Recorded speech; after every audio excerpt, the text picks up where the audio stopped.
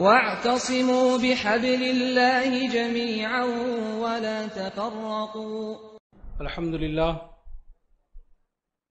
لله رب العالمین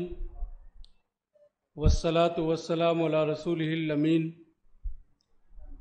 وعلى آلہ واصحابہ اجمعین الى یوم الدین.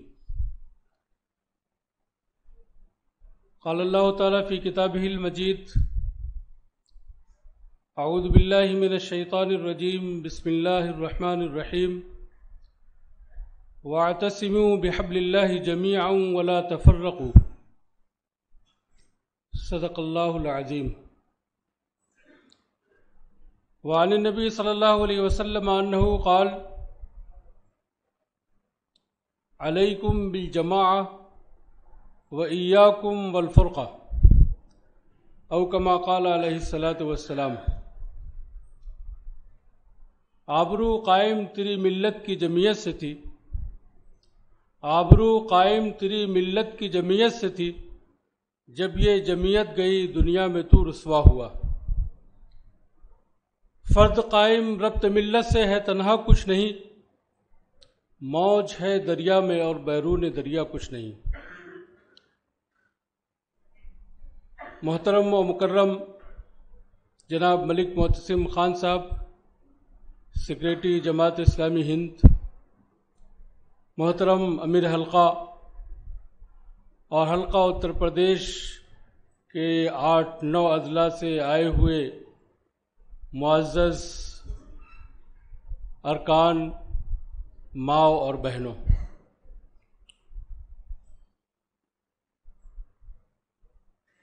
ہم اور آپ آج جس ورکشاپ میں اور جس پروگرام میں شریک ہیں،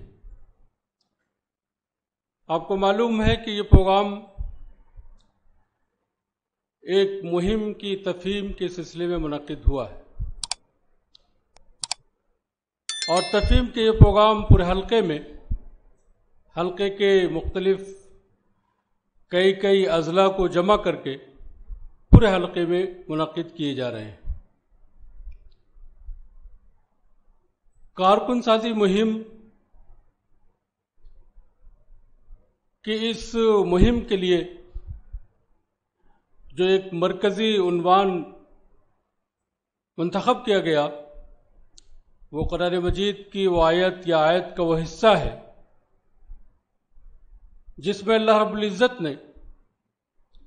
اپنے اہل ایمان بندوں کو مخاطب کر کے یہ کہا کہ تم سب مل کر اللہ کی رسی کو مضبوطی سے تھام لو. بات جو کہنا تھی وہ یہاں مکمل ہو جاتی ہے، لیکن رب کائنات نے اسی پر اکتفا نہیں کیا، بلکہ اس کے ساتھ ایک لفظ، ایک جملے کا اور اضافہ کیا کہ وَلَا تَفَرَّقُوا، آپس میں تفرقہ بازی سے بچو. حاضرین محترم، قرآن مجید، اسلامی تعلیمات اور احادیث نبوی کا جب ہم تفصیل سے مطالعہ کرتے ہیں تو کبھی کبھی حیرتناک استعجاب ہوتا ہے اس بات پر کہ جس دین اور جس شریعت نے اور جس شریعت کے لانے والے نے اتنی تاکید کے ساتھ اس امت کو ایک ساتھ رہنے، اجتماعیت کے ساتھ رہنے اور جماعتی زندگی بسر کرنے کی اتنی بار اور اتنی طرح سے تاکید کی ہو، اس امت کو بار بار اعتصام بحبل اللہ کا سبق یاد دلانا پڑتا ہے.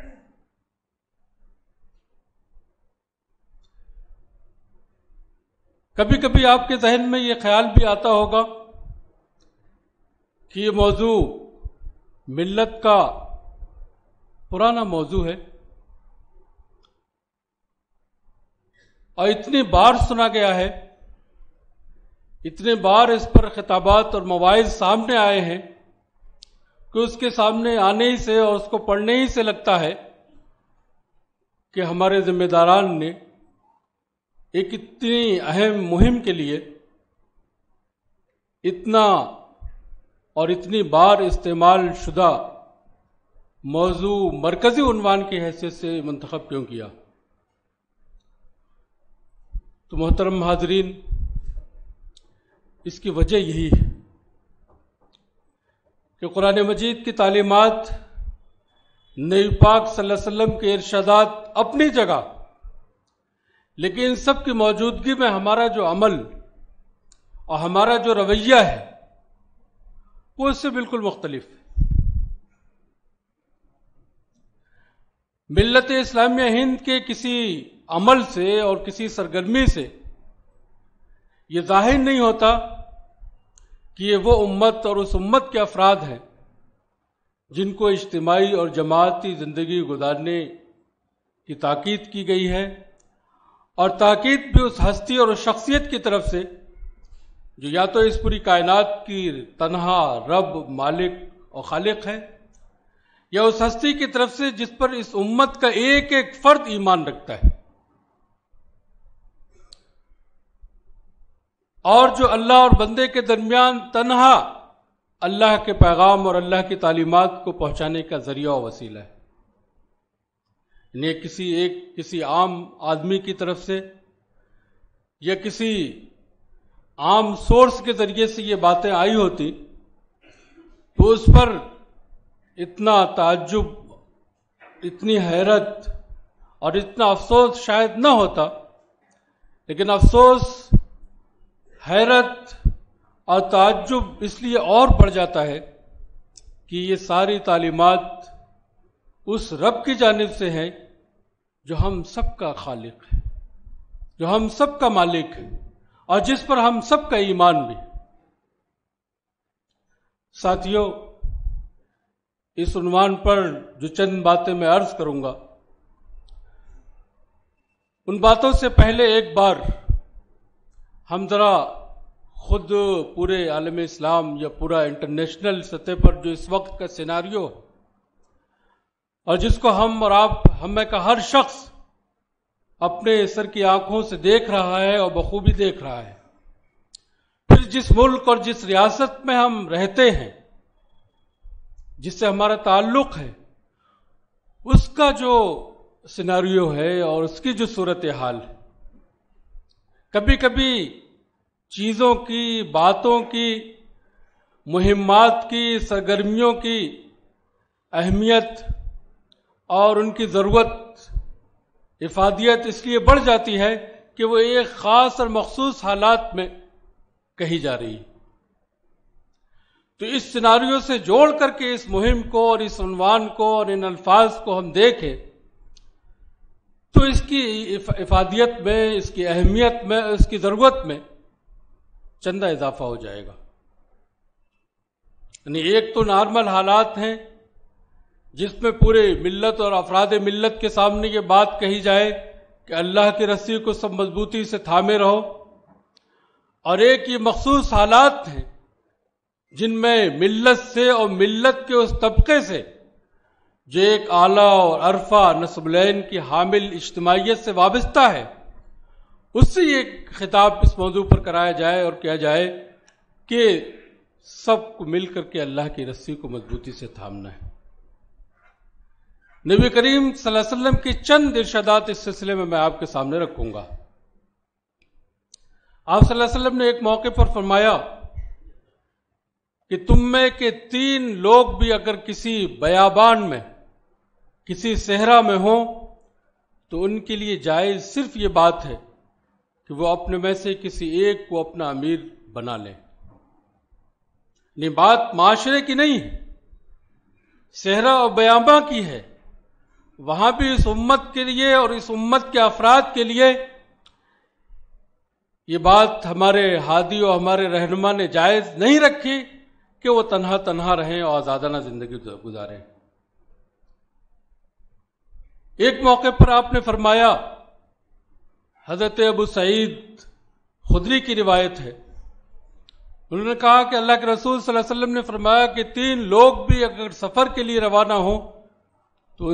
انہیں چاہیے کہ وہ اپنے میں سے کسی ایک کو اپنا امیر اور اپنا ذمہ دار بنا لیں۔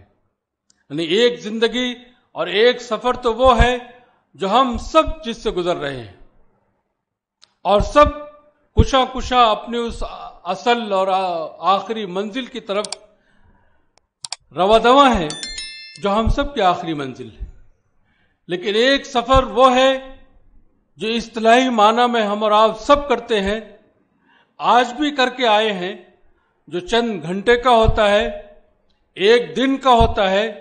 یا چند دن کا ہوتا ہے.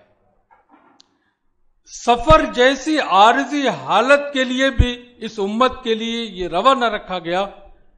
کہ وہ بغیر امیر کے، بغیر اجتماعیت کے اور بغیر جماعتی زندگی کے زندگی گزارے. پھر اسی طریقے سے حضرت ابو ثعلبہ فرماتے ہیں کہ اللہ کے رسول صلی اللہ علیہ وسلم نے فرمایا، عربوں کا یہ معمول تھا، ان کی عادت تھی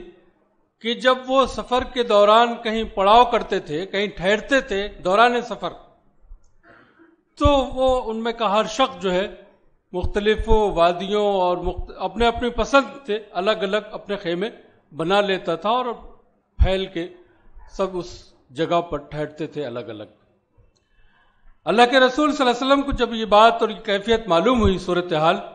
تو آپ نے تنبیہ کرتے ہوئے سب کو جمع کر کے فرمایا کہ تمہارا ایسا کرنا شیطان کی وجہ سے ہے. یعنی ایک تو ہماری معاشرتی زندگی ہے جس میں ہم سب ایک ساتھ رہتے ہیں، وہاں بھی اجتماعیت کے ساتھ. ایک وہ زندگی ہے جو سفر کی زندگی ہوتی ہے جس میں چند گھنٹے اور چند دن صرف ہوتے ہیں، اس میں بھی اجتماعی زندگی کی تاکید. اس سفر اور عارضی سفر جو گنتی کے چند گھنٹوں پر مشتمل ہوتا ہے، اس سفر کے دوران چند لمحے کے لیے کہیں پڑاؤ کرنا، وہاں بھی اس بات کی اجازت نہیں دی گئی کہ سب اپنی مرضی سے الگ الگ اپنا ٹھکانہ بنا لیں اور وہاں رہیں. ایک موقع پر آپ نے فرمایا کہ میں تمہیں 5 چیزوں کا حکم دیتا ہوں. وہ 5 چیزیں آپ سماعت فرمائیں. آپ نے کہا جماعتی زندگی کا، بالجماع، جماعتی زندگی کا، اجتماعیت کے ساتھ رہنے کا. دوسرا آپ نے فرمایا کہ سمع و طاعت کا. یہ 2 چیزیں ہیں، ایک سمع ہے، جب جماعتی زندگی ہوگی، اجتماعی زندگی ہوگی تو اس کا ایک ذمہ دار ہوگا، اس ذمہ دار کی بات کو، ذمہ دار کی ہدایت کو سننا. کہا کہ ایک اس کو سننے کا حکم دیتا ہوں، اور کوئی بات جو صرف سنی جائے اس کو سننا نہیں کہتے. اس لیے اللہ کے رسول صلی اللہ علیہ وسلم نے فرمایا کہ سمع و طاعت کا، سننا اور سننے کے بعد اس کے مطابق اگر وہ معروف کے خلاف نہیں ہے تو اس کی اطاعت کرنے، اس پہ ماننے اور اس کو تسلیم کرنے کا. اور اس کے بعد فرمایا کہ ہجرت اور جہاد کا. تو یہ سارے ارشادات، اور خود جس آیت، جو آیت ہماری مہم کا مرکزی عنوان ہے اور جس کی ابھی تلاوت ہوئی ہے اور جس پر گفتگو کا مجھے حکم دیا گیا ہے، اس آیت کو آپ سامنے رکھیں، نبی کریم صلی اللہ علیہ وسلم کے ان ارشادات پر کو سامنے رکھیں اور غور فرمائیں کہ اجتماعیت کی کتنی اہمیت ہے، اجتماعیت کے ساتھ رہنا کتنا افضل ہے. ایک موقع پر روایتوں میں آتا ہے کہ ایک صحابی کسی وادی سے گزر رہے تھے، راستے میں کہیں ایک میٹھا چشمہ انہیں ملا، اس سے سیراب ہوئے. سیراب ہونے کے نتیجے میں ان کے دل میں یہ خواہش پیدا ہوئی کہ کاش اپنے گھر چھوڑ کر کے میں یہاں آ کر کے آباد ہو جاتا اور اس چشمے سے فائدہ اٹھاتا، بار بار فائدہ اٹھاتا، بار بار اس سے سیراب ہوتا. نبی پاک صلی اللہ علیہ وسلم کو جب یہ بات معلوم ہوئی تو آپ نے بلا کر کے فرمایا کہ تمہارا اللہ کی راہ میں ایک رات کھڑے رہنا، اجتماعیت کے ساتھ کھڑے رہنا، جماعتی نظم کے تحت کھڑے رہنا گھر میں اکیلے تنہا 70 سال نماز پڑھنے سے زیادہ افضل ہے۔ مشکات کی روایت۔ آپ غور فرمائیں کہ وہ امت اور امت کے وہ افراد جن کو اجتماعی زندگی گزارنے کی اتنی بار تاکید کی گئی ہے اور اتنی طرح سے کی گئی ہے، موضوع ایک ہی ہے، عناوین الگ الگ ہے، ایک ہی رنگ کے موضوع کو 100 رنگ دیے ہیں، اور صرف اس لیے کہ امت کی رگوں پے میں یہ بات سرایت کر جائے، ان کی رگوں میں خون بن کر کے دوڑنے لگے کہ انہیں تنہا اور انفرادی زندگی نہیں گزارنا ہے۔ ساتھیو، اس میں شبہ نہیں کہ اسلام نے فرد کو بنیادی اہمیت دی ہے۔ فرد ہی اسلام کا اور اسلامی شریعت کا انفرادی طور پر مخاطب ہے، فرد ہی اپنے اعمال کا ذاتی طور پر ہر شخص ذمہ دار ہے، اور کل جب وہ اس زندگی کو گزار کر کے اپنے رب کے حضور حاضر ہوگا، وہاں بھی اسے اپنے اعمال کا تنہا اور خود ہی حساب دینا ہے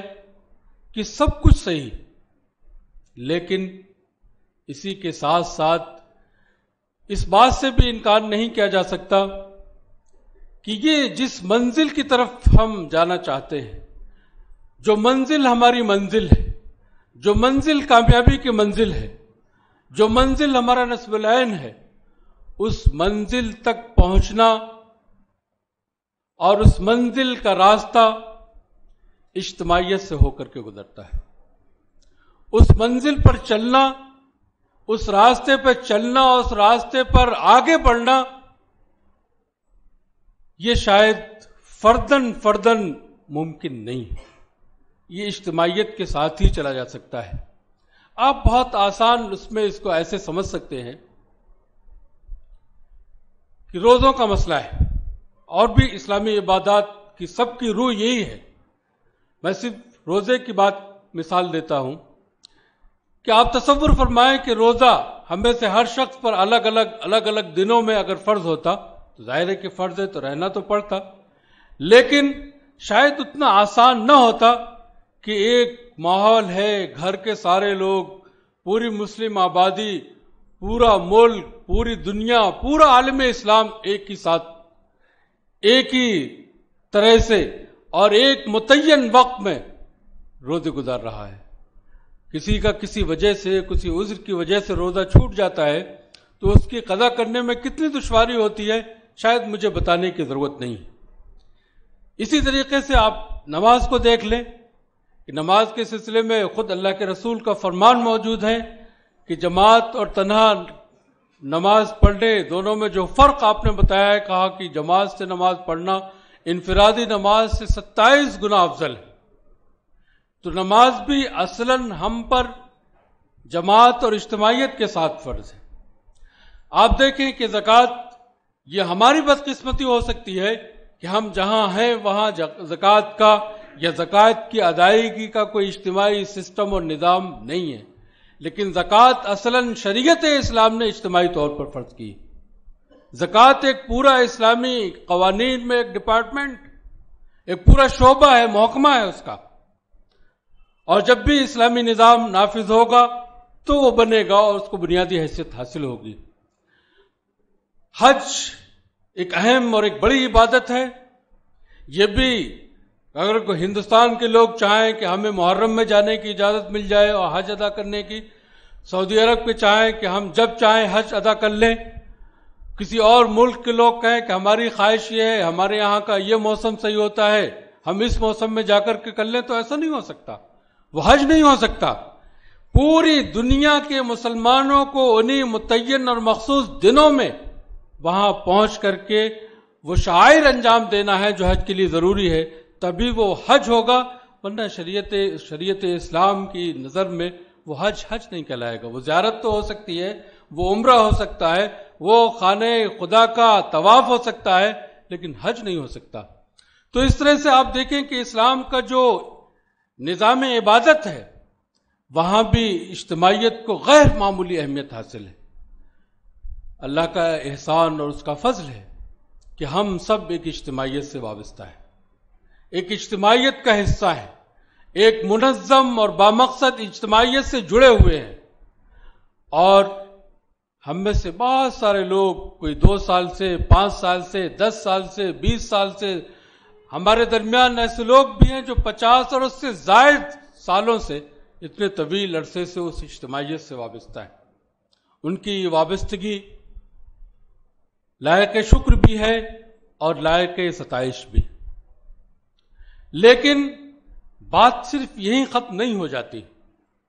بات اس سے آگے بڑھ کر کے تقاضا اس بات کی کرتی ہے کہ میں نے جس مشن کی انجام دہی کے لیے، میں نے جس دین کی اقامت کے لیے، میں نے جس دین کی سربلندی کا خواب دیکھا ہے،